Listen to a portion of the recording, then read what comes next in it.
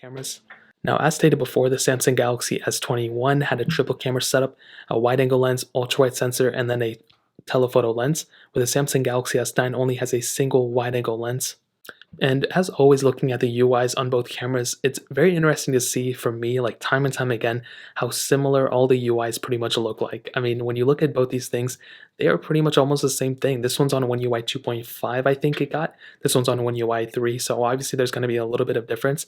But in terms of the video resolutions, 4K at 30 and 60 on the Samsung Galaxy S9, but we have the ability of shooting 8K on the Samsung Galaxy S21. So that in and of itself is another pretty big difference. But in terms of the UIs, they kind of have the same thing going on, which is pretty funny. Now, the Samsung Galaxy S9, I think the good thing about this specific device is that with its single sensor, it is actually a pretty good sensor. We have the 4K at 60, which that is pretty good in and of itself. But as stated before, I think the biggest problem with the Samsung Galaxy S9 isn't necessarily the video resolutions, and it's not the photos don't look good or whatever. It's the fact that it's a single sensor.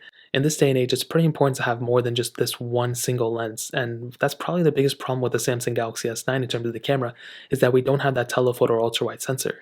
And it just so happens that's the exact area where the Samsung Galaxy S21 pretty much wins at. So not only do we have that telephoto lens that we can go ahead and zoom in a bunch, but we also have that ultra-wide sensor that we can go ahead and zoom out a bunch as well. Now, it's not really like the craziest, greatest, ultra-wide sensor, but it's still an ultra-wide sensor nonetheless. And for sure, when it comes down to it, a mixture of that, as well as the camera quality, as well as the 8K capability, I mean, this phone is definitely much better than the S9, as well as the front camera, 4K 60 here.